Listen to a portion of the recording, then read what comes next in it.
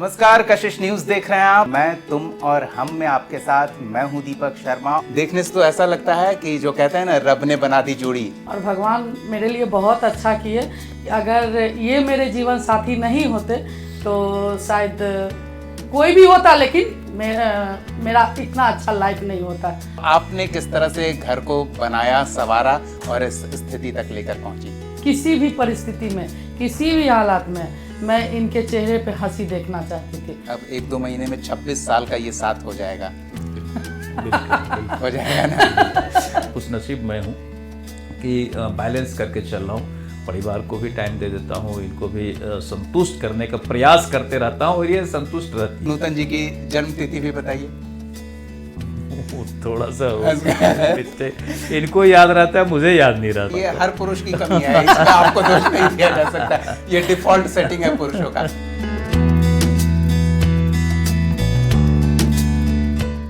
नमस्कार, कशिश न्यूज देख रहे हैं आप और कशिश न्यूज की खास पेशकश मैं, तुम और हम में आपके साथ मैं हूं दीपक शर्मा और मेरे साथ हैं बिहार की 2 खास शख्सियत। माफ कीजिएगा, 2 थोड़ी देर में होंगे, फिलहाल 1 हैं। और ये घरेलू महिला होने के साथ साथ बिहार की सियासत में भी अपनी अलग पहचान रखती हैं। सत्ताधारी खेमे में सांगठनिक जिम्मेदारियां संभालती हैं तो सदन में भी एक कार्यकाल बड़ी ही सफलतापूर्वक पूरा कर चुकी हैं। हमारे साथ हैं नीरज बबलू जी की पत्नी नूतन जी। नूतन जी, आपका हमारे कार्यक्रम में बहुत बहुत स्वागत है। जी धन्यवाद। देखने से तो ऐसा लगता है कि जो कहते हैं ना, रब ने बना दी जोड़ी।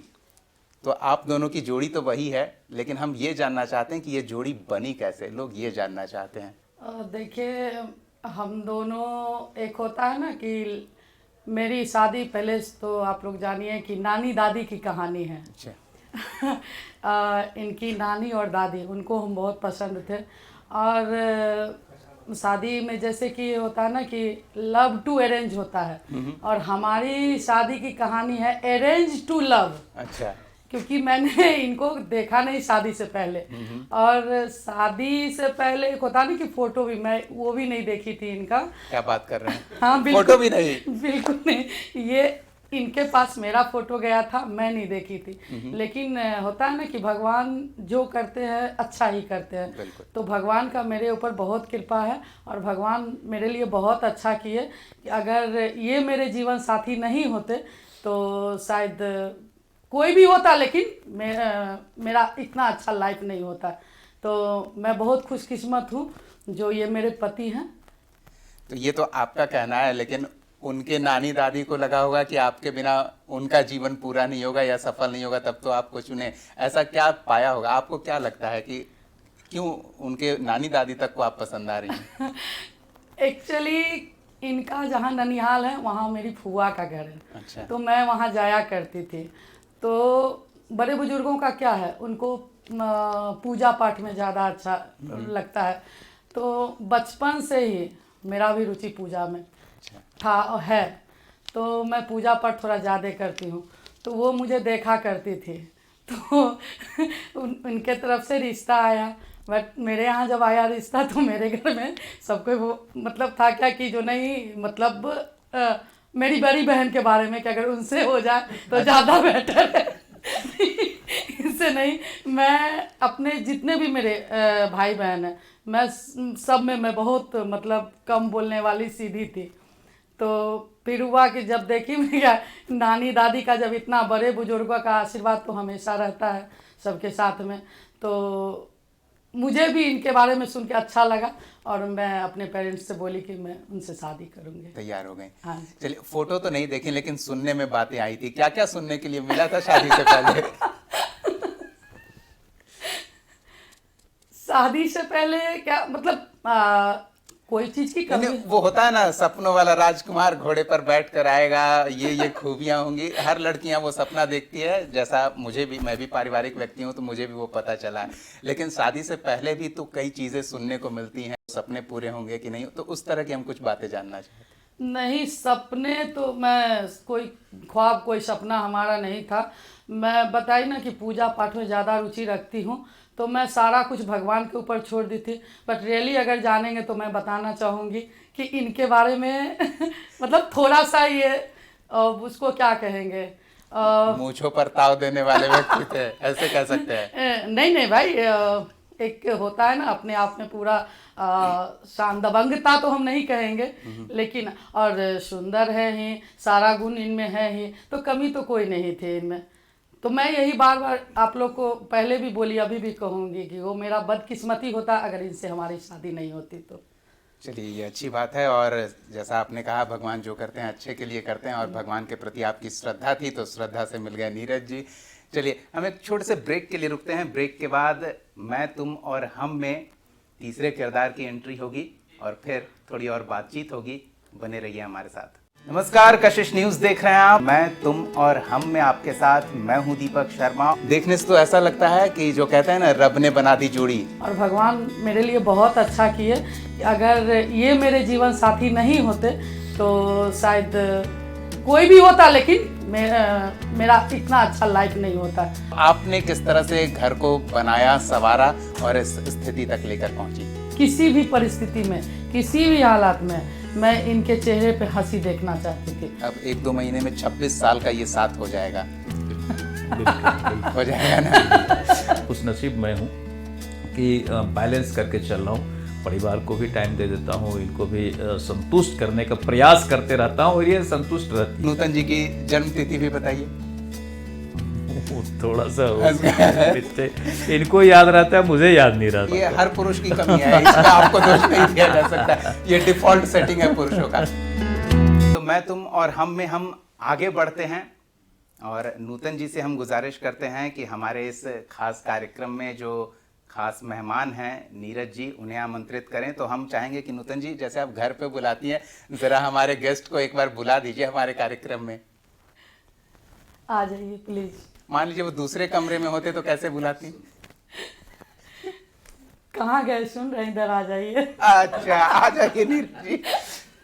नीरज जी नूतन जी की आवाज़ सुनकर आ गए हैं, जगह ले चुके हैं। नूतन जी आपकी ज़िंदगी में आई, इन्होंने कहा कि हमारी तस्वीर गई थी नीरज जी के पास, तो वो कुछ लम्हे याद करने की कोशिश हम चाहेंगे आप करें। देखिए, जिस समय शादी का चर्चा चल रहा था तो हम माइंड मेकअप नहीं किए थे कि हमें शादी करना है, और घर से ऑफ़र आने लगा था कि नहीं शादी करना है। तो हम बोले यार कहाँ करना है शादी? तो बोले ऐसे ऐसे पूर्णिया में लोग हैं, हमारे मामा का घर है बगल में, इन लोगों का घर है। सो हम बोले ऐसे कैसे भी कर ले शादी। थोड़ा सा हम लोग का लाइफ स्टेबल नहीं था, थोड़ा भागदौड़ की ज़िंदगी थी। तो फिर हुआ कि नहीं, फ़ोटो वोटो आया है, तो फ़ोटो मेरे पास आया भी, और हम फ़ोटो देखे तो फ़ोटो से बहुत कुछ समझ में हमको नहीं आया कि आखिर किस तरह की लड़की। फिर हम कोशिश किए कि ना लड़की को देखा जाए, और हमने 2 अटेम्प्ट लिया। अपने पर्सनली किसी को पता नहीं चला? पहले तो मैं 1-2 दोस्तों को भेजा कि यार देखो इस तरह की बातें आ रही है, शादी करना है, एक बार देखो तो सही कैसी लड़की है, थोड़ा पता करो क्या है नहीं है। ये दोस्तों ने भी सही फीडबैक नहीं दे पाया। तो मैं फिर मैं मामा के यहाँ जाता था, तो मैंने 2 अटेम्प्ट लिया कि मामा के घर गए तो हम बिना बताए सोचे कि किधर घर है, थोड़ा अगल बगल से देखे तो सही कैसी लड़की है, घूमते फिरते निकले हाँ, गली में। कहीं निकलेगी तो दिखेगी, एक बार देखे तो। लेकिन मेरा दोनों अटेम्प्ट बेकार गया। मैं इन्हें देख नहीं पाया। फिर थोड़ा समय बीता, फिर प्रेशर बढ़ता गया कि ना शादी करना है, शादी करना। फाइनली मैंने कह दिया कि ठीक है। मेरी दादी मुझे काफ़ी मानती थी, तो दादी का प्रेशर था कि नहीं एकदम तुरंत करना है, और दादी इनको देख ली थी, और दादी काफ़ी पसंद करके इनको काफ़ी 2-3 बार दादी को मन होता था जब भी इनको देखना तो वो बोलती थी मेरा तबीयत ख़राब है, मैं पूर्णिया जाऊँगा, तो इससे मिलने चली जाती थी। अच्छा। तो दादी काफ़ी अपना मानती थी। दादी बोली कि नहीं करना है इसी लड़की से, नहीं करना तो फिर एकदम करना ही करना है। तो दादी का आदेश कोई मेरे घर में टाल नहीं सकते थे, तो सबका हुआ कि नहीं करना। मैंने कह दिया ठीक है, बुझे मन से मैंने कहा कि ठीक है भाई करना है तो कर दो। तो सब लोग तैयार हो गए और शादियां हो गई। और जब शादी हुई तो थोड़े दिन तक समझने में टाइम लगता है, थोड़ा सा हमारा स्वभाव थोड़ा सा अलग टाइप का था, तो एडजस्टमेंट होते होते थोड़ा दिन बीता, और भगवान की कृपा से मुझे लगता है कि मेरे लिए यही सबसे सही उपयुक्त पत्नी थी जो हम जीवन साथी के रूप में चल रहे हैं। और जब से ये मेरे जीवन में आई, डे बाय डे दिन प्रतिदिन मेरा जीवन बदलते गया। इनके पूजा पाठ के प्रयास से, इनके साफ दिल के प्रयास से, जो बोलती है मुंह पर बोल देती है और ईश्वर में विश्वास रखती है, बाकी किसी पर उस तरह का नहीं रहता है कि भाई नहीं हमको पूजा पाठ से भगवान चाहेंगे तो सब होगा। और इनका जो सोच था उस हिसाब से हम समझते हैं कि ईश्वर भी देखते गए और डे बाय डे हमारी ज़िंदगी में बदलाव आते गया। और इनके साथ मेरी शादी 99 में हुई और मैं 2005 में विधायक हो गया। तो मुझे लगता है कि इससे अच्छा कुछ हो नहीं सकता था और विधायक होने के बाद जीवन और बेहतर होते चला गया। और फिर मौका आया कि भाई इनको भी राजनीति में लाना चाहिए, क्योंकि मैं एक वो एनर्जी, इनकी इच्छा थी कि आपकी इच्छा थी? एक मिनट, मेरी इच्छा थी, इनकी कोई इच्छा नहीं थी। मुझे राजनीति में बिल्कुल नहीं आना फोर्स करके लाया गया लाया आपको? गया। चलिए ठीक है। मैं एक्चुअली पहला चुनाव एमएलसी का लड़ा था, 2002 या 3 में हुआ था। तो वो चुनाव मतलब हम लोग कहते हैं ना जीत के हार जाना, तो राजनीतिक बात है। लालू जी का समय था, हमने मैंने मुझे रिजल्ट हो गया था मेरे पक्ष में, लेकिन उसको उल्टा पुल्टा करके मैसेज दे दिया गया कि नहीं हार गए हैं। तो मेरे लिए हम समझते हैं कि राजनीतिक कैरियर का शुरुआत वहीं से हुआ और बड़ा ही लोगों के दिल में ये आ गया कि ये आदमी तो जीत गया था, ये लड़का जीत गया था, इसे फोर्सली हरा दिया गया। तो फिर तुरंत विधानसभा का चुनाव आया और ईश्वर की कृपा से हमें टिकट भी मिल गई। और मुझे लगता था कि पता नहीं क्या होगा, नई जगह से चुनाव लड़ा, जीतूंगी हारूंगा, कुछ पता नहीं चल रहा था। लेकिन ये कहती थी नहीं आपको भगवान चाहेंगे तो आप ज़रूर जीत जाएंगे। और मैं 2005 के फरवरी में जीत गया और बहुत कम वोटों से 2200-2300 वोट से मैं जीत गया और ईश्वर के पास से जीत गया, लेकिन सरकार नहीं बनी। तो फिर हम लोग को लगा कि ये क्या हुआ, ये क्या हुआ। फिर बोले ये बार बार हौसला देते रहते, तेरे सब अच्छा होगा, कुछ भी होगा तो अच्छा ही होगा। और फिर नेक्स्ट चुनाव जब आया 2005 का ही अक्टूबर नवंबर में, मैं 24,000 वोट से जीत गया। तो उस समय से हम समझते कि एकदम कैरियर चेंज हो गया और हम लोग का डे बाय डे बेहतर होते गया। और मुझे लगता मैं लगातार 5 बार जीता हूँ, 2 बार भी इस टेन्योर में मंत्री भी बना हूँ। तो मुझे लगता है कि ईश्वर निश्चित रूप से इनके ऊपर ईश्वर का कृपा है, पूरे फैमिली पे ईश्वर की कृपा है और ये ईश्वर को भजते रहती है। तो हमको लगता है कि इससे बेहतर मेरे लाइफ में कोई हो ही नहीं सकती थी। तो मैं पूरी तरह अपने लाइफ से, अपने लाइफ पार्टनर से पूरी तरह संतुष्ट और खुश हूँ। चलिए एक चीज़ हम चाहेंगे हमारे दर्शकों के लिए, हमारी नई पीढ़ी के लिए। आपने एक चीज़ का जिक्र किया कि जब शादी हुई तो आप स्टेबल नहीं थे, तो उस समय शादी को लेके स्टेबिलिटी मतलब क्या? आज के लोगों के लिए कि एक 9 to 5 अच्छी जॉब हो, कमाऊ जॉब हो और घर वाली भी अगर कमाऊ मिल जाए तो इस तरह के लोग खोजते हैं। तो आपके समय में स्टेबिलिटी क्या थी? देखिए हर कोई शादी से पहले चाहता है कि अगर हम मेरी शादी हो तो अपने मेरी पैरों पे पत्नी वो खड़ा आएगी, हो। कहाँ रहेगी, कैसे रहेगी, कैसे हम उसको हैंडल करेंगे, मेरे पास अर्निंग का क्या सोर्स है। तो वो हम अनस्टेबल थे, ठीक है, इधर उधर थोड़ा बहुत ठेका पट्टा कर लिया करते थे, जो बिजनेस का होता है थोड़ा बहुत कुछ कुछ ट्राई करते रहते थे, कुछ बिजनेस हो। तो हर लड़कों के लाइफ में ये होता है कि हम थोड़ा स्टेबल हो जाए फिर शादी करें। या फैमिली से कुछ लोग काफ़ी स्ट्रांग होते हैं तो लगता है कि हमारे पिताजी हमारे दादाजी का पूरा स्टेबल है तो हम शादी करके कहीं अपना सेट हो जाएंगे। वैसी स्थिति हम लोग की नहीं थी। हम किसान फैमिली से आते हैं, फादर अभी भी हैं, अच्छे किसान हैं, बट गांव में रहते हैं। मैं शहर में रहता था, मैं सहरसा रहता था। तो मुझे लग रहा था कि शादी करेंगे तो सहरसा लाएंगे या फिर कहीं रहेंगे तो कैसे रखेंगे, घर नहीं है, कोई मंथ का इनकम नहीं है, तो ये लोग सोचते हैं। फिर मैंने ईश्वर पे छोड़ के कर लिया कि चलो भाई ईश्वर जैसा चाहेंगे वो होगा, देखा जाएगा।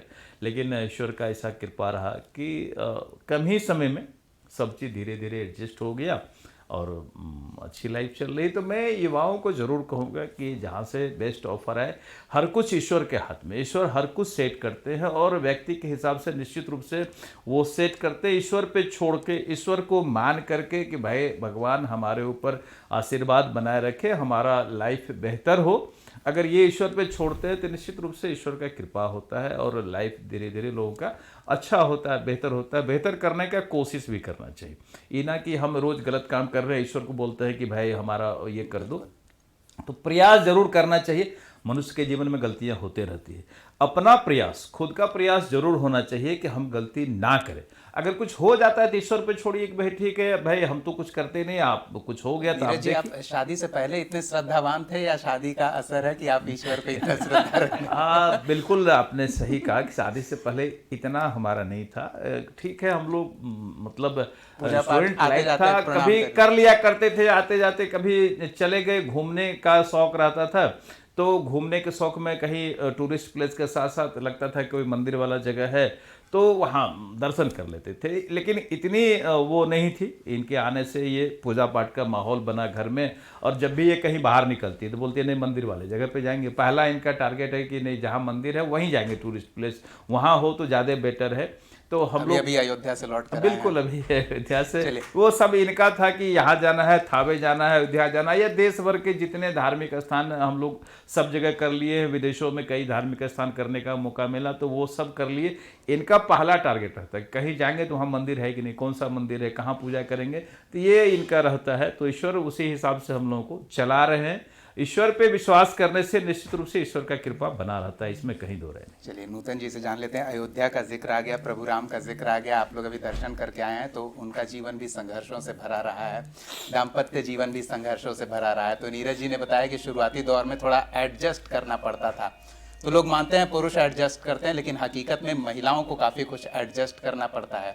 तो आपने किस तरह से घर को बनाया, संवारा और इस स्थिति तक लेकर पहुंची? देखिए, जब शादी के बाद क्या होता है, पत्नी अर्धांगिनी होती हैं। अर्धांगिनी का मतलब होता है जब हम एक दूसरे के हुए तो उनकी हालात को, उनकी बातों को समझना पड़ेगा और उसी तरह हमको उनको लेके चलना पड़ेगा। तो चाहे आपके पास बहुत हो या कम हो, तो आप एडजस्ट करने वाले हैं तो उसमें एडजस्ट आप कर सकते हैं। तो मेरा हमेशा ये रहता था कि किसी भी परिस्थिति में, किसी भी हालात में मैं इनके चेहरे पे हंसी देखना चाहती थी। तो कुछ भी वैसा होता था तो मैं सोचती थी कि चलो मैं अपने आप में दबा के रखती थी और मैं एडजस्टमेंट करके चली। और अर्धांगिनी हो तो आगे भी मतलब करती ही रहूँगी। अर्धांगिनी का तो मतलब यही होता है। अभी भी एडजस्टमेंट? अब क्या दिक्कत है, मंत्री है वो। नहीं, अब समय की दिक्कत हो जाती होगी। तो वो भी तो अच्छी बात है ना कि पहले ये एमएलए थे और अब मंत्री हैं, तो सबके लिए है ना। अब घर में ही बैठे रहेंगे तो ऐसा थोड़ी होगा, हमें भी अच्छा नहीं लगेगा। मैं इनके साथ हमेशा हाथ बटाते रहती हूँ, जन सेवा में लोगों का सेवा करना मुझे भी अच्छा लगता है और ये चीज़ होना भी चाहिए। तो टाइम कम, जितना ही टाइम मिलता है वही बहुत है। चलिए, तो नूतन जी, शुरुआती दौर में घर में एक महिला की भूमिका किचन, परिवार यहाँ तक होती है, लेकिन आप फिर राजनीति में भी आई, नीरज जी आपको लेकर आए। तो क्या अब किचन और घर की जिम्मेदारियां कहीं पीछे छूट गई है या फिर अभी भी आपकी प्रमुख भूमिका है? क्या बनेगा, कैसे बनेगा, ये भी आप ही डिसाइड करती हैं? आपके ही हाथ से बनता है, थाली उनके पास आप ही के हाथ से आता है? देखिए, सही बताऊं तो मुझे अच्छा भी लगता है कि मैं अपने पति और बच्चों को खुद से बना के खिला दूं। तो टाइम रहता है तो मैं खुद बना देती हूं, नहीं तो मैं बताती हूं कि इन लोगों को क्या पसंद है, आप ऐसा बना के खिला दो। तो ये अच्छा भी लगता है। और राजनीति में, तो राजनीति में होते हुए भी मेरा पहला प्रायोरिटी मेरा घर है, परिवार है, हस्बैंड और बच्चा। तो इन सब के साथ को मैं लेके चलती हूँ। चलिए नीरज जी से जान लेते हैं। नीरज जी, अब 1-2 महीने में 26 साल का ये साथ हो जाएगा। बिल्कुल हो जाएगा ना? तो 26 साल कुछ खट्टी मीठी यादों के साथ ही होता है। तो हम चाहेंगे कुछ ऐसी बातें जो आप हमारे साथ साझा कर सकें, जो लगे हमारे दर्शकों को कि नहीं, एक कद्दावर व्यक्ति जो होता है, एक पद वाला, प्रतिष्ठा वाला व्यक्ति होता है, उसे भी घर के मामलों में कुछ चुनौतियों को बड़ी समझदारी से सामना करना पड़ता है। देखिए, ये बड़ा कठिन होता है फैमिली लाइफ को एडजस्टमेंट के साथ चलना, क्योंकि जबकि आप पब्लिक लाइफ में हैं। बिल्कुल, और वो बिल्कुल। आपकी मजबूरी है। मैं वही बता रहा था जी। कि हम पब्लिक लाइफ में हैं, वो काम हमारे लिए प्रायोरिटी होता है और परिवार और बच्चा इनको भी संभालना उसी प्रायोरिटी में आता है। हमको कठिनाई होती है भाई, हर पत्नी चाहती है कि हस्बैंड ज़्यादा से ज़्यादा हमारे पास हो, हमारे कहने से सब कुछ करे, हमारे कहने से ही चले। ये सभी औरतों का ओवरऑल ये नेचर होता है, हम ये मानते हैं। उसमें एडजस्टमेंट करना पड़ता है। और एडजस्टमेंट ये मैं एकदम परफेक्ट बोल रहा हूँ और सबके लिए बोल रहा हूँ कि आपको फैमिली को भी एडजस्ट करना पड़ेगा और आपका जो काम है उसे भी देखना पड़ेगा। दोनों में एक समानता रखना, एक संतुलन बना के रखना बड़ा कठिन होता है, जो कठिनाई को फेस करना पड़ता है। तो हम पब्लिक लाइफ में हैं, ज़्यादा समय सोचते हैं कि पब्लिक के बीच दें, उनका काम करें, और फैमिली लाइफ छूटता है। तो जैसे ही छूटता है, 10 दिन रहा, 15 दिन नहीं भेंट हुई, मुलाकात ना हुई, बात ना हुई, तो थोड़ा सा एग्रेशन होगा, थोड़ा गुस्सा आएगा। तो फिर उसको 2-3 दिन मेकअप ऐसा करते हैं कि तुम भी खुश, बाकी भी खुश, इनको भी घुमाते हैं, ले चलते हैं, कोशिश करते हैं कि फिर इनको कूल करके, खुश करके और फिर अपने काम पे निकलें। तो ये कठिन होता है, कठिन काम होता है कि आप दोनों को बैलेंस करें, और ये मनुष्य को, हर व्यक्ति को करना पड़ता है और करना भी चाहिए। मेरा यही कहना होगा जो युवा पीढ़ी है कि भाई आपका दायित्व है पत्नी के प्रति, परिवार के प्रति, माँ बाप के प्रति, और जो काम करते हैं, बिजनेस करते हैं, व्यापार करते हैं या पॉलिटिक्स करते हैं, तो उन चीज़ों के प्रति एक जवाबदेही, बड़ी जवाबदेही होती है। आप एक तरफ झुकेंगे, दूसरा पल्ला बिगड़ जाएगा आपका। अगर आप बिजनेस पे ही ध्यान दे देंगे तो परिवार बिगड़ जाएगा, परिवार को समय नहीं देंगे, अगर परिवार में ही उलझे रहेंगे तो आपका वो काम बिगड़ जाएगा। तो बड़ा मुश्किल होता है एडजस्टमेंट, और उसमें जो भी मर्द होते हैं उनको अच्छे तरह से एडजस्ट करना पड़ता है। और हम समझते हैं कि खुश नसीब मैं हूँ कि बैलेंस करके चल रहा हूँ, परिवार को भी टाइम दे देता हूँ, इनको भी संतुष्ट करने का प्रयास करते रहता हूँ, और ये संतुष्ट रहती है, मेरे थोड़े प्रयास से भी ये संतुष्ट हो जाती है। और बाकी जो हमारा काम है, जो पब्लिक फील्ड का काम है या जो फिर बिजनेस व्यापार है, वो कोशिश करके सबको देख लेता हूँ। तो ईश्वर की कृपा है कि सब चीज़ बैलेंस करके हम लोग चल रहे हैं। हम चाहते हैं कि ईश्वर की कृपा बने रहे, इसी तरह से हमारा हर कुछ बैलेंस रहे। नूतन जी, कभी वो वाला दिन आया, मैं रूठी रहूं तू मनाता रहे, इन अदाओं पे और प्यार आता है? होता है। ये तो ऐसे भी होते रहता है। होते रहता है। चलिए, एक रोमांटिक रिश्ता कायम रहे, इसके लिए ये जरूरी है, रूठना मनाना एक रिश्ते का हिस्सा है। चलिए, तो काफ़ी कुछ हमने बातचीत की है, थोड़ी और बातचीत करेंगे, रोमांच को बरकरार रखिए। एक छोटे से ब्रेक के बाद लौट कर आते हैं और नीरज जी और नूतन जी के व्यक्तिगत जीवन में थोड़ी और ताक झांक हम करेंगे। मैं, तुम और हम में जारी रहेगा एक ब्रेक के बाद। नमस्कार, कशिश न्यूज देख रहे हैं आप। मैं, तुम और हम में आपके साथ मैं हूं दीपक शर्मा। देखने से तो ऐसा लगता है कि जो कहते हैं ना, रब ने बना दी जोड़ी। और भगवान मेरे लिए बहुत अच्छा किए कि अगर ये मेरे जीवन साथी नहीं होते तो शायद कोई भी होता, लेकिन मेरा इतना अच्छा लाइफ नहीं होता। आपने किस तरह से घर को बनाया, संवारा और इस स्थिति तक लेकर पहुंची? किसी भी परिस्थिति में, किसी भी हालात में मैं इनके चेहरे पे हंसी देखना चाहती थी। अब 1-2 महीने में 26 साल का ये साथ हो जाएगा। हो जाएगा ना? खुश नसीब मैं हूँ कि बैलेंस करके चल रहा हूँ, परिवार को भी टाइम दे देता हूँ, इनको भी संतुष्ट करने का प्रयास करते रहता हूँ, और ये संतुष्ट रहती है। नूतन जी की जन्म तिथि भी बताइए।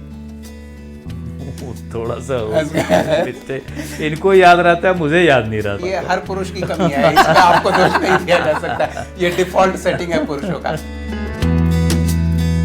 चलिए, ब्रेक के बाद स्वागत है आपका। हमारे साथ नीरज जी और नूतन जी जुड़े हुए हैं हमारे खास कार्यक्रम मैं, तुम और हम में। चूंकि राजनीतिक व्यक्ति हैं, दोनों राजनीति और सामाजिक जीवन में बेहद सक्रिय हैं, तो ऐसे में इनके व्यक्तिगत जीवन में भी सामाजिकता और राजनीतिक का समावेश होना स्वाभाविक सी बात है। अब तो मंत्री हैं नीरज जी, लेकिन नूतन जी से जानना चाहेंगे। नूतन जी, अब सांगठनिक तौर पर आप काम धाम देख रही हैं, तो नीरज जी जब इलेक्शन के लिए तैयार हो रहे थे, तो क्या आप इनका चुनावी काम धाम भी देखती थी? इनके चुनाव में आप कितनी सक्रिय थी? बिल्कुल, शादी के बाद 99 में हमारी शादी हुई और 3 में ये चुनाव लड़े थे एमएलसी का। लड़े तो समझे कि जीत ही गए थे, इनको फोर्सली मतलब कि ऐसे हराए गए, मतलब कि बोला गया कि हार गए, लेकिन ये जीत गए थे। तो नहीं ही उसको माना गया। फिर एमएलए वाला चुनाव हुआ 5 में, तो उसमें इनको टिकट तो मिला, लेकिन टिकट मिला तो चुनाव का मात्र 12 दिन बचा था। सिर्फ 12 दिन पहले टिकट कंफर्म हुआ? हाँ, वो भी उधर राघोपुर से। तो ये पहले थोड़े गुस्से वाले थे। अच्छा। जब इनको टिकट मिला, जब इनसे मैं बात की तो क्या हुआ, हाँ मिल गया टिकट, तो हम बोले कि अच्छा तो है, अब तो खुश हो जाइए। तो बोलते हैं क्या कि हाँ लेकिन अब क्या ही कर लेंगे, 12 दिन बचा है। हम बोले कोई कुछ नहीं करता है, जो करते हैं सारे ईश्वर करते हैं, भगवान करते हैं, अपने हाथ में कुछ नहीं होता है। तो फिर भी इनका मूड देखे थोड़ा सा वैसा ही था, चेंज कुछ नहीं हुआ। टेंशन में थे? हाँ बिल्कुल पूरे टेंशन में थे। तो आए घर भी तो देखे पूरा टेंशन में ही है। तो चुनाव का जब ये हुआ तो हम बोले कि आप लड़िए, तो नहीं नहीं लड़ के क्या करेंगे, जीतेंगे। बोले हम एक बार बोले ना कि सारा ईश्वर के हाथ में होता है, और महादेव तो ऐसे ही हैं कि महादेव तो जो लिखा हुआ रहता है उसको भी मिटा के रख देते हैं, और जो मिटा हुआ रहता है उसको भी लिख देते हैं। तो सारा महादेव के हाथ में है, आप चुनाव लड़िए। तो हमारे छोटे छोटे बच्चे थे, मैं भी इनके साथ मतलब कि चुनाव प्रचार में रहती थी। तो रोज़ जब रात को जब मैं इनसे बात करती थी कि अब कैसे हैं, आपका क्या हाल है, तो बोलते थे हाँ ठीक ही है, काम कीजिए अब। थोड़ा होता है ना, मैंने आप इधर पसीना बहा रहे उसका कोई वैल्यू नहीं नहीं इसका मतलब आप लोग ये समझिए कि ये हमसे बहुत प्यार करते थे। जहाँ पे लोग डांटता है, रूखा भाषा बोलता है, किसको, जिससे आपको प्यार होता है, ये आप समझ रही थी। हाँ सबको कोई नहीं बोल देता है। तो सारा कुछ हुआ और चुनाव भी हुआ। तो चुनाव के टाइम में जब एक दिन बाद इनके मुंह से निकल, जब हम हारेंगे ना तो समझिएगा, हम बोले थे हम चुनाव नहीं लड़ेंगे, सब कुछ आप पे छोड़ चुके थे। हम बोले कि कोई बात नहीं, लेकिन हम इनको तो बोल देते थे कि कोई बात नहीं, लेकिन हम अंदर से खुद डरे रहते थे कि अगर कुछ हुआ, नहीं जीते तो क्या होगा। तो जब इनका चुनाव हो गया 12वें दिन, काउंटिंग था, काउंटिंग सैटरडे को था, शनिवार को इनका काउंटिंग था। तो अपने यहाँ होता ना कि 12 बजे के बाद लोग कहता है कि दिन चेंज हो गया, हाँ बदल गया। तो रात में, फ्राइडे रात में जब 12:05 हुआ तो हम मतलब कि मेरी मम्मी थी मेरे पास सहरसा में, और एक और कोई थे अपने ही मतलब भाई थे। तो उनको हम बोल दिए कि देख के बताने के लिए कि जैसे मतलब कि हम पाठ पे बैठ गए हैं, कल 9-10 बजे से जब शुरू होगा काउंटिंग तो आप लोग हमें बताइएगा कि क्या हो रहा है, कैसे हो रहा है। तो हम पाठ पे रहते तो हम बोलते उलते नहीं है, इशारा से बात पता था कि ये पाठ पे बैठ गई हैं? नहीं इनको नहीं अच्छा, पता था। आप काउंटिंग सेंटर पे थे? ये तो एक दिन पहले सुपौल चले गए थे, एक दिन पहले ही सुपौल चले गए थे। तो जब काउंटिंग शुरू हुआ तो उधर से आके वो बता रहा है कि नहीं पीछे चल रहे हैं, पीछे चल रहे हैं, पीछे चल रहे हैं। तो हम पूजा भी कर रहे हैं और हमें पसीना भी पूरा आ रहा है कि क्या होगा नहीं होगा। लास्ट में जब 3 बजा तो उधर से आके बोलते हैं क्या कि मतलब एक हमारे जहाँ पे हम रहते थे बगल में एक रेंटर थे, तो वह बोलते कि भाभी भैया जीत गए। तो हमको बिलीव ही नहीं हुआ कि ये बोल रहे हैं कि, तो हम फिर तो शुरू से तो पीछे चल रहे थे, अचानक जीत गए। हाँ, तो 2000 से आगे मतलब के 2200 कुछ से ही जीत गए। तो हमको फिर भी लगाने बहुत देर जब हुआ तब देखे कि मम्मी आई, तो मम्मी से इशारा से की, तो मम्मी बोलती है कि हाँ वो जीत गए। तो जीत गए तो फिर हमको लगा कि थोड़ा देर के बाद कि अच्छा बस हम पूजा कर रहे थे, उठे और गए वहाँ पे टीवी के पास, देखे कि सही में दिखा रहा है। तो भगवान को प्रणाम करके वहाँ पे जो मतलब था फिर इनको हम फ़ोन लगा दिए। तो उस दिन बेचारे बहुत प्यार से पेश आए। हम बोले क्या हुआ? हाँ, क्या वाला बात नहीं था। हो गया सारा कुछ, काउंटिंग हो गया, आप गए थे क्या? नहीं हम नहीं गए, हम यहीं हैं, बाहर ही हैं। हाँ हम जीत गए। तो हम बोले चलिए बहुत बढ़िया, तो आप भी आ जाइए, ये हमको बोले। इस सुपौल में थे, एक दिन पहले ही चले गए थे काउंटिंग के लिए, आ जाइए आप भी। हम बोले हाँ आ रहे हैं। तो वो हम अपना कैसे जाना था नहीं जाना था, चले गए। वहाँ जाने के बाद देखे भाई सब में एकदम खुशी का, हर्षोल्लास का पूरा माहौल था वहाँ पे।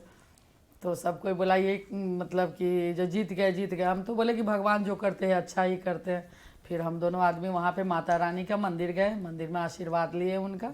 और फिर मतलब लगा क्या कि हाँ भगवान कहते हैं ना, मन से अगर आप कुछ उनसे मांगिए, मन से पुकारिए तो जरूर पूरा करते हैं वो। बिल्कुल। नीरज जी से जान लेते हैं। नीरज जी, अब तो वो दिन बीत गए, अब चुनाव के समय नेताजी से पूछिए कि क्या है तो कहेंगे हाँ जीत रहे हैं, लेकिन वो डर कहीं ना कहीं रहा होगा जो ये बता रहे हैं कि फोन करने पे पता चलता था।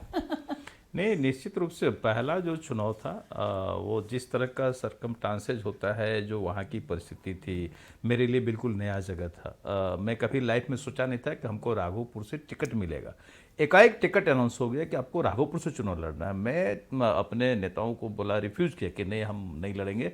वो मेरे लिए नया जगह है। आजकल जातीय समीकरण होता है, लोग देखते हैं कि जातीय समीकरण है कि नहीं, तो मेरे जाति का मात्र 2000 वोट वहाँ।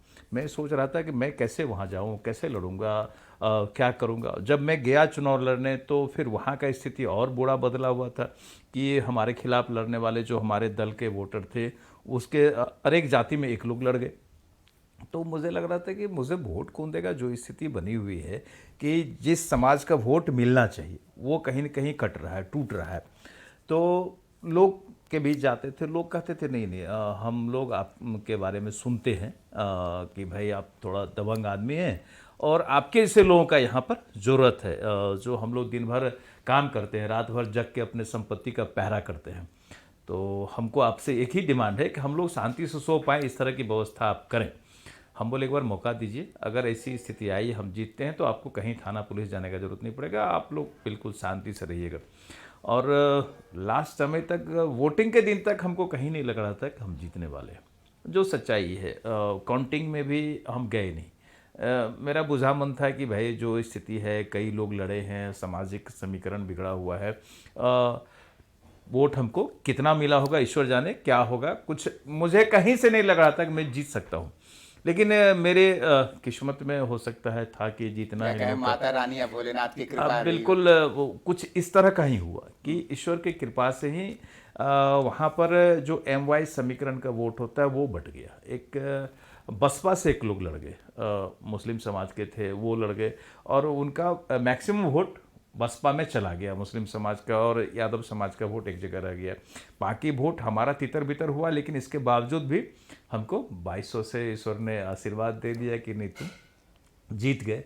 तो फिर जीतने के बाद हमने अपना प्रयास किया और अपने क्षेत्र में इस तरह से मेहनत करके लोगों के दिल में जगह बनाया और चुनाव तुरंत 8-9 महीने बाद हो गया, तो 24,000 वोट से पुनः हमें जीतने का मौका मिला।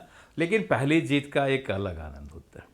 जो 2005 के फरवरी का जीत का था, वो एक लाइफ का टर्निंग पॉइंट था हमारा। एक चेंज जो आता है आम आदमी के जीवन में, एक आम से खास होना। मतलब जो हम लोग एक तरह से कहिए कि जो वर्कर होते हैं, जो कार्यकर्ता होते हैं, उस तरह का लाइफ था।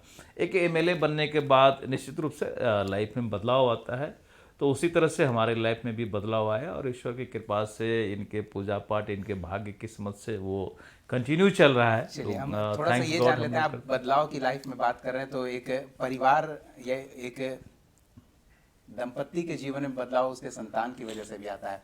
राजवर्धन और रविवर्धन, तो इन दोनों के बारे में आप क्या कहेंगे? इन्होंने आपके जीवन में क्या बदलाव लाया है? देखिए, अभी तक तो उनका कोई रोल हमारे जीवन में नहीं है और छोटे हैं, अभी 22 और 21 और 23 साल का है। तो लेकिन हम ये मानते हैं कि हम लोग थोड़ा स्टेबल हुए तो उनको अच्छा लाइफ दे पाए। एक्चुअली देहरादून के हॉस्टल में पढ़ाने का मौका मिला। हम लोग अगर MLA नहीं होते तो सोच भी नहीं सकते थे कि हम लोग सड़क पे उछल कूद करने वाले थे, तो कहाँ से देहरादून में पढ़ाना बच्चों को, ये टफ होता। तो उसका भी किस्मत था, वो अपनी किस्मत वो अपनी किस्मत लेकर के आया। कोई MLA के घर पैदा होता है, कोई मंत्री के घर पैदा होता है, या फिर थोड़े दिन में उसको लगता है कि उसकी किस्मत से MLA बनना, पिता मंत्री हमेशा बनना। सोचता है कि बच्चा बड़ा है, हॉस्टल में पढ़ रहा है, लेकिन एक माँ देखती है कि वो छोटा बच्चा है, उसके दूध की चिंता है, उसके भोजन की चिंता है, तब से माँ की चिंता रहती है, पिता की उतनी चिंता नहीं रहती है। तो इधर इनका पब्लिक लाइफ, इधर घरेलू जीवन और दो बच्चे किस तरह से मैनेज कर रही थी और कितना सपोर्ट इनका मिलता था, ये भी जानना चाहेंगे। सपोर्ट तो इनका मिलता ही था, बाकी जो होता है हम आपको बताए ना, बार बार बताए कि थोड़ा में भी और ज़्यादा में भी एडजस्ट करने से हो जाता है। बाकी सब भगवान के ऊपर है। भगवान के मर्जी के बिना पत्ता भी नहीं हिलता है और भगवान के मर्जी से सारा कुछ होता है, अच्छा ही होता है। चलिए, ये संतोषी व्यक्ति की बात है, पहचान है कि वो भगवान के प्रति सब कुछ अर्पित करते हैं। अब हम कार्यक्रम के आखिरी में जा रहे हैं, तो हम चाहेंगे कुछ फटाफट सवाल जवाब हो जाए, और विपक्ष के सवालों का तो आप ताबड़तोड़ जवाब देते रहे, हम देखते हैं कि हमारे सवालों का आप कैसे जवाब देते हैं। तो पहला सवाल तो ये हम पूछना चाहेंगे, एनिवर्सरी की तारीख। 30 जून। सही है? बिल्कुल। चलिए, ये अच्छी बात है। तो नूतन जी की जन्म तिथि भी बताइए। वो थोड़ा सा इनको याद रहता है, मुझे याद नहीं रहता हाँ, है। ये मुझे पता है, हर पुरुष के जीवन में ये दुखड़ा रहता है कि उसके तारीखें याद नहीं रहती है और महिलाओं को याद रहती है। नूतन जी शायद 7 जुलाई। 7 जुलाई। चलिए, 7 जुलाई याद रखिएगा नीरज जी। चलिए, नहीं नहीं, अच्छी तो बात। ये मतलब हर्ट बिल्कुल प्लेन है, हट के नहीं तो पीछे से तो ये करते हैं और हम बता भी देते हैं इनको कि 7 जुलाई 7 बोलते तो इनको याद आ जाता। मंथ का कोई इशू नहीं है, डेट का इशू। चलिए, तो तो नीरज जी का डेट ऑफ बर्थ? 22 मई। वाह, क्या बात है। नहीं, इनको याद रहता है। मेरा भी, खुद का भी, बच्चों का भी, मुझे किन्हीं का याद नहीं रह नहीं, ये पाता। हर पुरुष की कमी है, इसमें आपको दोष नहीं दिया जा सकता, ये डिफॉल्ट सेटिंग है पुरुषों का। चलिए, आपका फेवरेट खाना क्या है? देखिए, हमारा खाने में बड़ा अलग सोच है। मुझे लगता है कि जो खाना, जो फूड शरीर को सूट करे वो ही मेरा फेवरेट रहता है।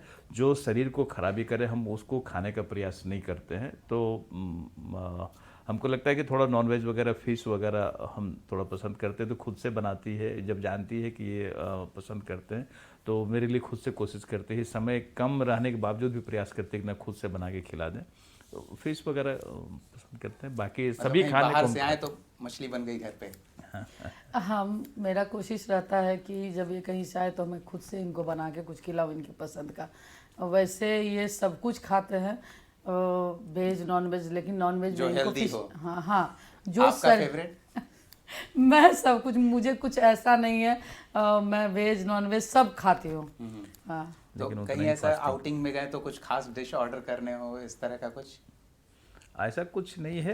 कोशिश करते हैं कि अगर कहीं बाहर गए तो वहाँ का लोकल डिश क्या है उसको भी जाने, टेस्ट करें। तो ये रहता है कि देश भर में या विदेशों में वहाँ का क्या स्पेशल है, तो वो टेस्ट करने का रहता है। बाकी जो हम लोगों का घरेलू फूड होता है वही बेटर होता है, हम लोग ये मानते हैं कि वही सबसे अच्छा है। लेकिन टेस्ट करने का प्रयास जरूर रहता है और शरीर को खराबी करने वाली चीज़ से हम परहेज करते हैं। मटन है, लोग लगता है कि शरीर, तो हम एकदम परहेज करते, नहीं खाना चाहते। चलिए, फेवरेट टूरिस्ट डेस्टिनेशन?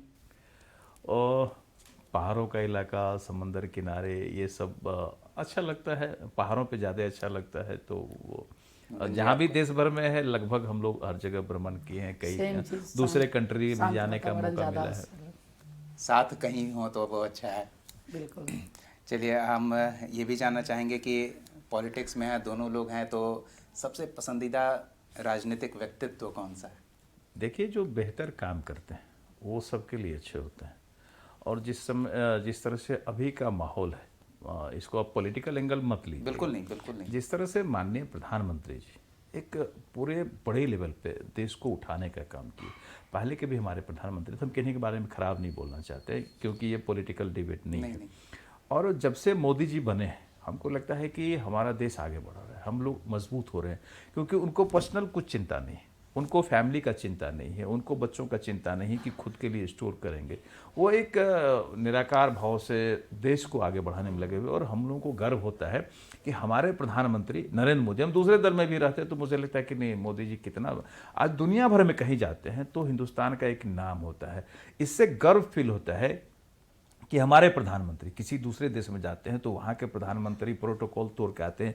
अभी का सबसे लास्ट जो घटना घटी है, जिस तरह से अमेरिका सबसे ताकतवर माना जाता है और वहाँ के राष्ट्रपति ट्रंप ने किस तरह से प्रधानमंत्री के पीछे खड़ा होकर के कुर्सी खींच करके उनको बिठाया है और पीछे खड़े हैं, दस्तखत कर रहे हैं, ये वर्षों वर्ष तक एक मिसाल के रूप में होगा।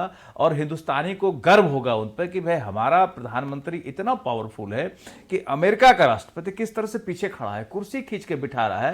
तो ये हमारे लिए गर्व की बात है, इसमें कोई पॉलिटिकल एंगल नहीं है, ये बिल्कुल हमारे लिए गर्व की बात है। और हम लोग मानते हैं कि इस तरह के ही व्यक्ति हमको मिलते रहे प्रधानमंत्री के रूप में तो हमारा देश आगे बढ़ेगा। आज योगी जी का इतना नाम है, कोई अपना कुछ नहीं है लेकिन देश को कितना आगे बढ़ा रहे हैं। तो इस तरह के लोग हमारे देश को आगे बढ़ाएंगे। तो निश्चित रूप से ऐसा ही व्यक्ति आइडियल होना चाहिए। सेम टू सेम जवाब। बिल्कुल सही बात है। बाकी तो जाकी रहे भावना, जैसी प्रभु मूर्त मिले तिन तैसी। आज राम मंदिर, राम भगवान का ही देख लीजिए, जितने 500 सालों से जो 5000 वर्षों से मंदिर ऐसे पड़ा हुआ था, हमारे राम भगवान ऐसे थे। तो कहता है ना कि शुभ काम शुभ आदमी के हाथों से होना रहता है। पहले कांग्रेस के रीजन में भी हो सकता था, लेकिन नहीं, अच्छे लोगों के हाथ से अच्छा काम होता है। तो आज हमारे मोदी जी का ये दिन, भगवान उन्हीं के हाथ से बसना चाहते थे, उन्हीं के द्वारा सब कुछ होना था। तो कितना अच्छा है कहने के लिए, जितना मोदी जी के बारे में जितना ज़्यादा कहे तो कम ही लगता है। चलिए, ये दर्शाता है कि दो अलग अलग विचारों के साथ व्यक्ति का पसंद कोई एक व्यक्ति कैसे हो सकता है। आप धार्मिक प्रवृत्ति की व्यक्ति हैं तो धर्म के हिसाब से भी उन्हें बेहतर मान रही हैं, वो राजनीतिक सोच वाले व्यक्ति हैं तो राजनीतिक हिसाब से भी उन्हें बेहतर मान रहे हैं। तो एक व्यक्ति कैसे अलग अलग विचारधारा के व्यक्तियों का आदर्श हो सकता है, और भारत हमारा तरक्की कर रहा है, ये साबित हो रहा है। अब फिल्मों में रुचि है? हाँ जी, हम फिल्म देखते हैं। Favourite hero? हमारे तो अमिताभ बच्चन थे शुरू में, काफ़ी गाना सुना करते थे हम लोग। वो हम तो अपने लाइफ में हम समझते हैं कि थोड़ा बहुत जो चेंज वेंज आया, तो हम ये भी मानते हैं कि अमिताभ बच्चन के फिल्मों की वजह से थोड़ा सा हम लोग उस तरह से उस स्टाइल में जीने का, हर व्यक्ति को लगता है कि हम फलाने हीरो की तरह रहें। तो हम लोग फिल्म देखा करते थे और पिक्चर हॉल से निकलते थे तो बाइक लिए रोड पे एकदम एक होता है ना उस तरह से अपना चलना, एक्शन रिएक्शन उस तरह का। तो काफ़ी फेवरेट हीरो था हमारा, और अभी भी हम लोग लाइक करते हैं। बाकी तो सब लोग अच्छे हैं, अच्छा करते हैं, लेकिन उनका जो एक एक्शन था काफ़ी, वो हम लोग को मतलब अच्छा लगा। वो डायलॉग कभी सुना है किन्हीं को, रिश्तों में तो हम तुम्हारे सुनाते ही होंगे कई डायलॉग जो आपका व्यक्तित्व रहा है। हाँ बिल्कुल, इस तरह का हम लोग बोला करते। जहाँ हम खड़ा होते हैं लाइन वहीं से शुरू होती है। क्या बात है। नूतन जी, आपका फेवरेट हीरो? और मैं फिल्म में उतना रुचि नहीं रखती हूँ। ओके। लेकिन साथ में कभी थिएटर गए? हाँ हाँ हाँ। अच्छा, हीरोइन फेवरेट? हीरोइन पुरानी हीरोइन। कोई गाना जो नूतन जी को सुनाया करते हो आप? वैसे चेहरा न बना मतलब कभी भी हम गाना नहीं गाते। अच्छा, गाते ही नहीं है।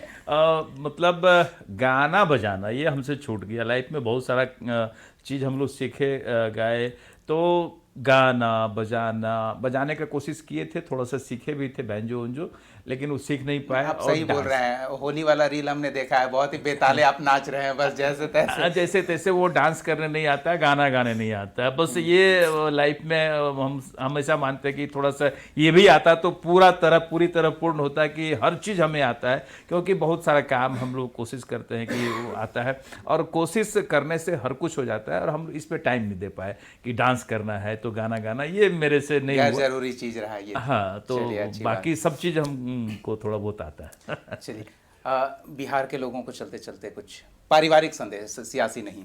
अगर आज के समय में न्यूक्लियर फैमिली हो रहा है, परिवार के टूटने की खबरें, हम न्यूज़ चैनल में हैं तो अक्सर उस तरह की खबरें आ रही है, प्यार मोहब्बत कम हो रहा है परिवार के बीच, लेकिन आप एक आदर्श के तौर पे स्थापित है, सामाजिक जीवन और व्यक्तिगत जीवन दोनों लेकर चल रहे हैं, और ये स्वीकार भी कर रहे हैं कि एडजस्ट करना पड़ता है। तो वो एडजस्टमेंट की कहीं कमी हमारे समाज में दिख रही है, तो क्या कहना चाहेंगे आप?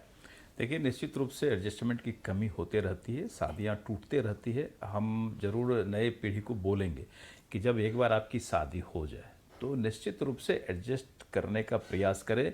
आपकी पत्नी है, हो सकता है आपके मन के हिसाब से ना चले, तो चलाना तो आपको उन्हीं को लेकर के है। दूसरी शादी, तीसरी शादी, चौथी शादी हमारे धर्म में नहीं है। हम लोग हिंदू धर्म में एक शादी को मानते हैं, तो उसको कैसे हम बेहतर करें, थोड़ा सा हमको अगर झुकना पड़े, क्योंकि परिवार है, आपका लाइफ है, आपकी फैमिली है, उसके लिए अगर आप झुकते हैं तो कुछ बुरा नहीं करते हैं, इसका कोई मैसेज बुरा नहीं जाता है। आपको अपने पेरेंट्स को भी देखना है, आपको अपने वाइफ को भी देखना है, उसको भी सम्मान देना है, उनको लेके आगे बढ़ाना है, तो एडजस्टमेंट जरूर करना चाहिए। हो सकता है कुछ ऐसी बातें आती हैं जहाँ लगता है कि नहीं ऐसा कैसे होगा, एडजस्टमेंट नहीं होगा, ये हो जाएगा, वो हो जाएगा। तो ये फैमिली और फैमिली को लेके चलने के लिए जो मर्द होते हैं उनको एडजस्टमेंट करना पड़ता है। हम जरूर कहेंगे कि ये कहीं झुके न झुके, फैमिली के बीच में जरूर झुक के सबको एडजस्टमेंट करके चलना चाहिए, ताकि लाइफ बेहतर होता है। अगर आप लड़ लेंगे, ठीक है, लड़ाई झगड़ा होते रहता है, हम लोग का भी लड़ाई झगड़ा होता है, लेकिन हम कोशिश करते हैं कि मिनट में वो समाधान हो जाए। थोड़ा इनको गुस्सा आता है किसी बात पे, थोड़ा सा रिएक्ट करते हैं, लेकिन हम चाहते हैं, हमको लगता है कि नहीं इनका गुस्सा बिल्कुल सही है, तो हम तुरंत उसको मैनेज करने की कोशिश करते हैं कि नहीं, कूल रहना चाहिए, सबका एडजस्टमेंट होना चाहिए। तो अपने आप को कूल करना चाहिए, चाहिए। और एडजस्टमेंट से जो फैमिली लाइफ होता है उससे बेटर कोई लाइफ नहीं होता है। लोग लगता है कि अरे छोड़ दो, कहीं और चलो, इधर चलो, उधर चलो, छोड़ ही देंगे, तलाक दे देंगे, तो वो काफ़ी हम समझते हैं कि लाइफ एक हेल हो जाता है, डिस्टर्ब हो जाता है। तो एडजस्टमेंट से निश्चित रूप से फैमिली लाइफ अच्छा होता है। हमारा यही सबको संदेश होगा कि थोड़ा सा एडजस्टमेंट करना सीखें। एडजस्टमेंट करेंगे तो लाइफ बेहतर होगा, खुशहाल होगा। नूतन जी, आप आजकल की लड़कियों को क्या सलाह देंगे? जैसे वो कह रही हैं कि चलो ये सूट नहीं कर रहा है तो दूसरा देखते हैं, तो वो कोई समाधान है परिवार के लिए? देखिए, मैं लेडीज हूँ, लेकिन मैं ये कहूँगी कि परिवार अगर टूटता है ना, तो लेडीज लड़की के वजह से ही टूटता है। इसमें उनका ही बहुत बड़ा भूमिका होता है। ये सिर्फ अपने घर को, अपने मदर फादर को समझेंगी कि ये हमारे मम्मी पापा हैं, ये हमारा घर है, और ससुराल तरफ से उनको लगता है कि ये मैं बिल्कुल परफेक्ट बोल रही हूँ, इनको लगता है कि नहीं ये दूसरा जगह। जब भी लड़की की शादी होती है तो तभी उनको क्या कहा जाता है कि दो कुल की लाज रखने वाली। तो जब आप ये समझेंगे कि ये हमारा मायके है, ये ससुराल है, तो नहीं, आपको दोनों कुल का लाज बचाना है। आपको दोनों घर को, परिवार को लेके चलना है। अरे सास ससुर है, मेरे मम्मी पापा हैं, इधर मम्मी पापा हैं, ननद। आजकल घर में देखिएगा, ये ननद है, ये देवर नहीं, देवर है हमारा भाई है, छोटा देवर बेटा के समान है, ननद है तो बहन के समान है। अगर लड़की चाहेगी ना तो कोई परिवार नहीं बिखरेगा, कोई परिवार नहीं टूटेगा। बस थोड़ा सा तो एडजस्टमेंट करना है, मिला के चलना है। अभी हम लोग इतना दूर भी हैं, मतलब मेरे सास ससुर गांव में रहते हैं, लेकिन कोई भी कहीं भी आप लोग पता लगा लीजिएगा कि उनसे अगर पूछिएगा तो कितना अच्छा, मतलब जो भी आता है तो उनके पास बोलती हैं, बहुत खुश रहती हैं। थोड़ा सा प्यार दे दीजिए। और जैसे जैसे उनका एज होता है तो क्या कहा जाता है, बच्चा और बूढ़ा एक समान। आप अभी, आपका छोटा बच्चा है तो आप उसको अगर पहले प्यार से समझाते हैं, नहीं मानता है, गलती करता है तो कुछ बोलते हैं, तो वो तो पेरेंट्स हैं। वो बच्चा बूढ़ा एक समान तो होता है, लेकिन वो बड़े हैं, मेरे मम्मी पापा हैं, तो उनको उस तरीके से समझाएंगे। हम बहू बन के क्यों रहे, हम बेटी बन के उस घर में क्यों न रहें। और हम जब बेटी बन के रहेंगे, अगर थोड़े गुस्सैल भी हैं तो धीरे धीरे धीरे धीरे वो आ जाएंगे जगह पे। फिर देखिए आपका कितना हंसता खेलता परिवार रहेगा। परिवार तो किसी औरत के हाथ में है। बिल्कुल, लाख टके की आपने बात कही है। और हम उम्मीद करते हैं कि हमारे इस कार्यक्रम के जरिए सियासी व्यक्तित्व से सामाजिक और व्यक्तिगत जीवन के कुछ महत्वपूर्ण सूत्र समझने को मिलेंगे। और बहुत बहुत धन्यवाद नीरज जी और नूतन जी, आपने हमारा इस खास कार्यक्रम में आकर समय दिया अपना, और इतनी महत्वपूर्ण अपने व्यक्तिगत जीवन के कुछ खास पहलू हमारे दर्शकों के साथ साझा किए। हम उम्मीद करते हैं कि दर्शकों को भी ये पसंद आएंगे। इस खास कार्यक्रम में फ़िलहाल इतना ही। अगले एपिसोड में किसी और शख्सियत के साथ उसके व्यक्तिगत जीवन के कुछ अनछुए पहलुओं को जानने की कोशिश करेंगे। तब तक के लिए देखते रहिए कशिश न्यूज़। नमस्कार।